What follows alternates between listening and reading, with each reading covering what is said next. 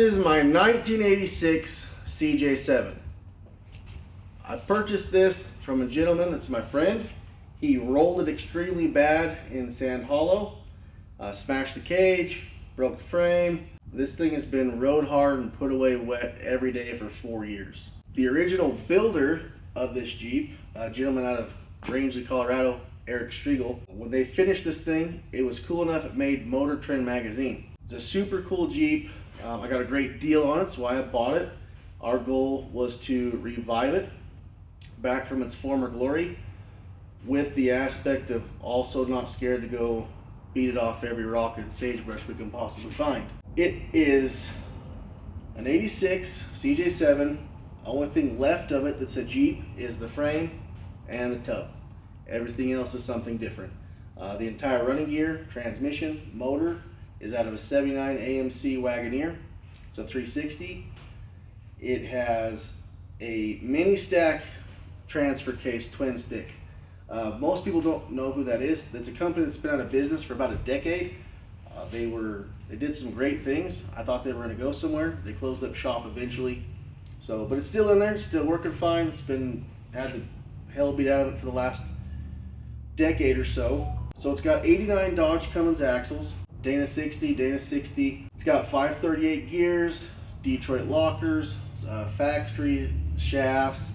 It's got high knuckle steering. It's full hydro. Chrysler 727A transmission, 3-speed I believe is what's in it. When we got the rig, it was completely smashed. The hood was smashed down in.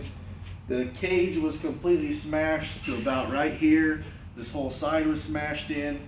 Just been through hell. The tub was bent out. The frame was broken multiple places. The motor didn't run right. The transmission was acting up. We went through the whole thing. We went through, replaced every bearing and every race in the front end, along with the rear end, axle seals, you name it. We went through the entire transmission. We went through the motor. This AMC has a MSD fuel injection kit on it, super reliable. It's been great. We just finished up the cage. It's my first cage I've ever built on my own. Friend of mine, gentleman, I'm sure you guys all know, Glory Irish, Tomater. Seen him on Facebook doing a cage for a samurai, and he did this really cool ladder style cage. And I had to rob that because I thought that was a super cool idea. I wanted a double bar. We went with an 1 3/4 120 wall, and then it's gusseted, and the intrusion is an 1.5 120 wall. Our main beams on each side going front to back are one single piece bent with just crossovers in between, ladder style. I built the cage towards this back to where it would have room for my kids in the back seat. When I purchased the Jeep, it had a fuel cell and toolbox. Unfortunately, with the way I had to narrow up the tub because the tub was bent, we cut it all out, plated it all, did a bunch of work to the back of it. My kids unfortunately will not get to ride in it because it's so narrow now. The seat sets on top of the wheel wells, which makes my kid's head stick about 4 inches out of the roof. So ditch the kid idea. It's just the weekend warrior with the wife, I guess. We also switched up the suspension on it from what it was when I got the Jeep. It's got a dual coilover in the front now. It's just got coil springs in the rear at the moment. I do have another set of the matching Fox 2.0 dual coilovers that will go on the rear. We still got to get a windshield. The roof is just something super simple. The roof is just I think it's 16 gauge sheet and a half, I think. Just welded on, nothing special. To stop the rattle, I'm just going to silicone it on the inside to make sure that it's not going to rattle anymore, and should be perfectly fine. We did some 1.5-inch grab bars on the side. Wife was kind enough to buy me some new doors for Christmas. So it's got PRP seats. They're 2.5 inches wider than normal. They're normal PRP seats. They're for us little huskier guys. So it was super comfortable. And going with the seats, when the gentleman rolled it really bad, he broke the steering column. It broke the floor where the seats were mounted. It just did a bunch of damage. So I knew we were going to have to redo everything and do a bunch of patchwork and try to make it work. So I thought, well, a friend of mine had these seats for sale, And I thought, heck yeah, we'll just do it that way. So we had to do a completely different, we had to build a new column for it. We had to build new seat brackets for it. Nothing, you know, super hard. The seats are just locked into place. They don't slide, they don't nothing. The passenger is set for my wife and the driver is set for myself. The crazy thing that I wound up with this project was I couldn't find a steering column that was affordable. So it's got full hydro, and I'm sure you're all thinking, okay, yeah, we could have moved the orbital valve up and just put a wheel on the end of the orbital valve.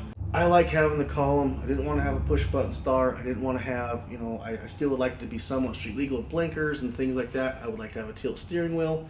So going back with the column was the way I wanted to go with it. And anytime I found a column, it was an outrageous price. To get a tilt CJ7 column, they wanted an absurd amount of money. So what we wound up doing was I got on Jegs, and Jegs had a universal GM column that had the same plugs that I needed, and I just purchased it, changed some of the yokes and stuff where it went on to my orbital valve for my full hydro, and made it work that way. And it was full steering columns, like under 300 bucks, and you can't beat that. Another problem I round up with was everybody that has original CJ parts, they want an arm and a leg for them. Talked to a guy that was parting some out. He wanted like 800 bucks for the hood, and he wanted like $400 or $500 for the window cowl. I'm not trying to restore this thing. I want to go bounce it off rocks. So we just beat all the dents the best we could. I got one of our mechanics here spent a large amount in a body shop. So he did the best he could, knocked out all the dents to get the hood back together. And the good old trusty rusty eBay came in clutch for the window cowl. So I think it was like 180 bucks. And I also ordered the windshield molding for it too, which was like another 70 or 80 bucks.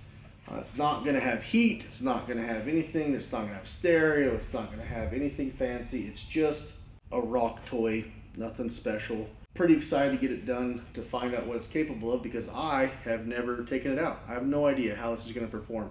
I sold my JLU that I put together and built to some friends of ours, and this is just more my style. I want something that I'm not afraid to put on the roof or the cab.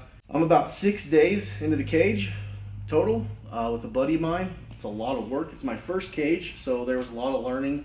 With the tubing bender, I may or may not have, wasted a full joint of pipe. Trial and error, figure it out, make it work.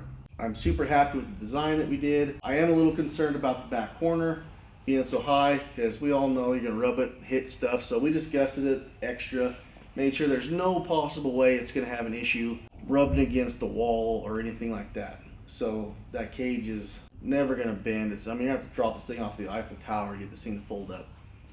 If I would have known when I purchased the Jeep that it had the amount of problems that it had, the wiser decision would have been to buy a tube chassis, rob the drivetrain, motor, everything out of it, and put it in the tube chassis. It would have been a lot less work.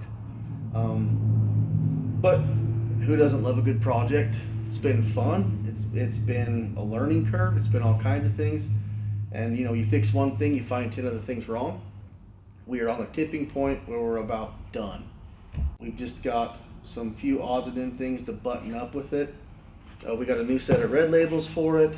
There's some body mounts that need some attention. We got to rhino line the interior, the floorboard, paint the cage, do the roof. I'll probably have the whole Jeep wrapped for anarchy, and that's pretty much it. And we'll be ready to rock and roll and go do some crazy shit and go do some guiding for everybody around town and have fun.